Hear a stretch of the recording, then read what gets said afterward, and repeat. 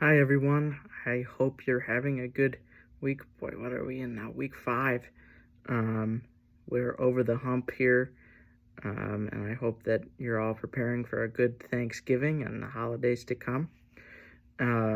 So for this discussion post, I researched the Latin American population.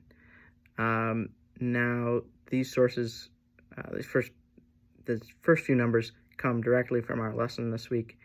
Latin Americans, there's about 62.1 million Latin Americans living in the United States.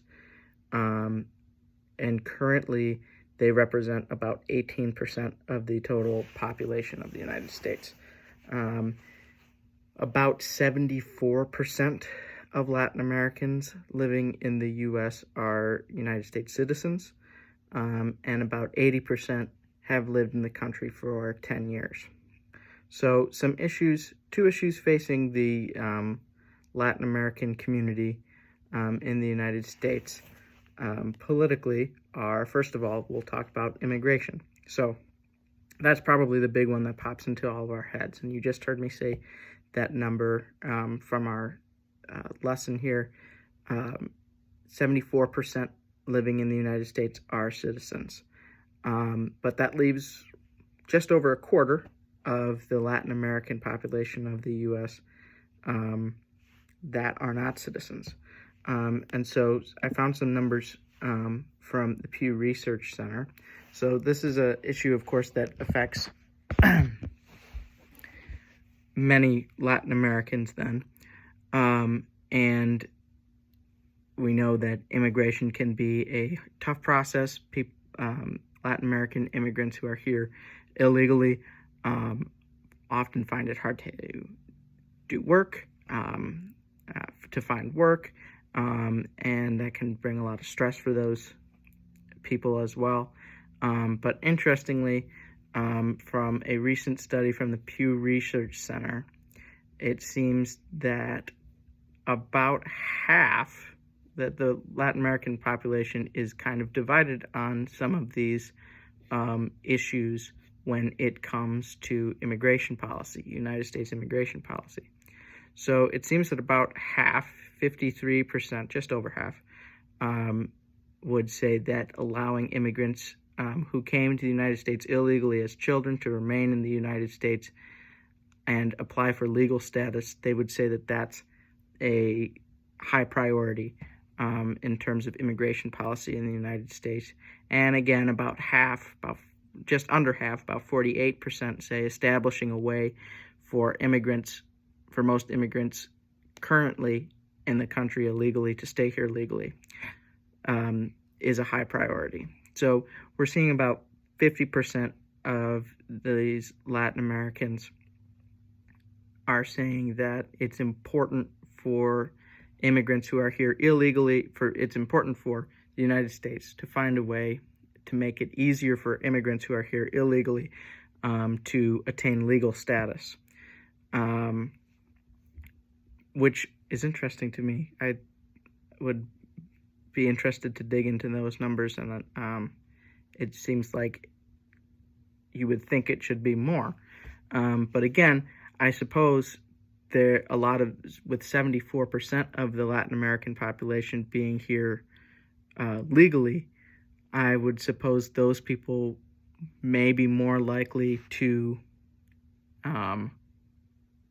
advocate for the people who are here illegally to have gone through the proper and legal channels to attain citizenship. So there's some interesting numbers in terms of that issue.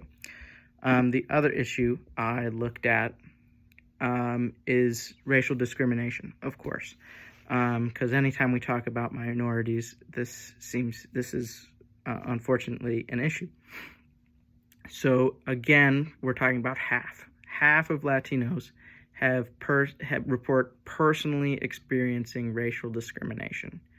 Now that's I think a bigger number. Obviously it's a bigger number than it should be. That's an unfortunate number. We don't want anyone to have experienced any kind of racial discrimination. So about 53% of Latinos have said that they have personally experienced racial discrimination or been treated unfairly because of their race or ethnicity on a regular basis or from time to time.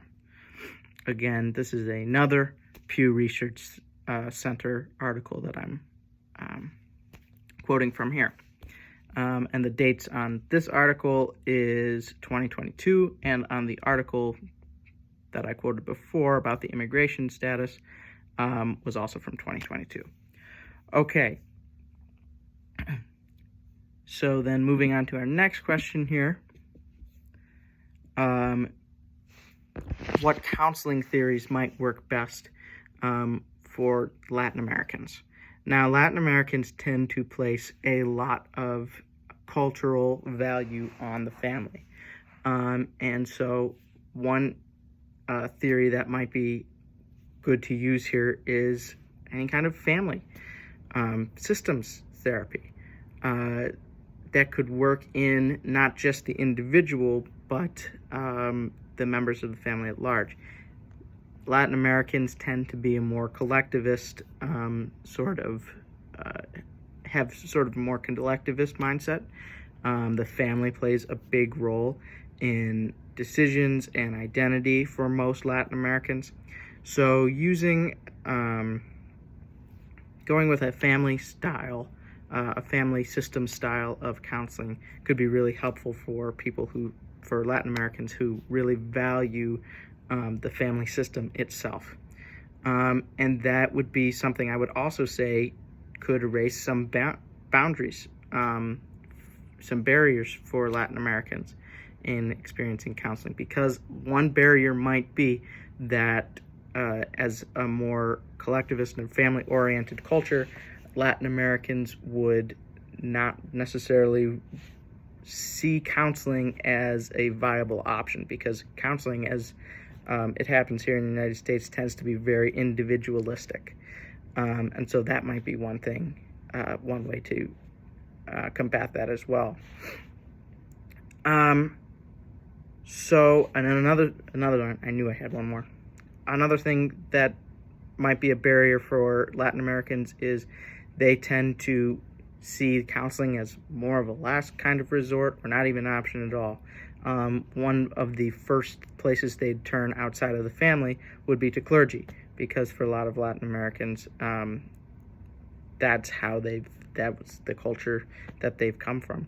So maybe as a counselor, finding ways to work with a trusted priest or pastor or spiritual leader for that Latino client could be a good way to further make them feel comfortable in the counseling environment.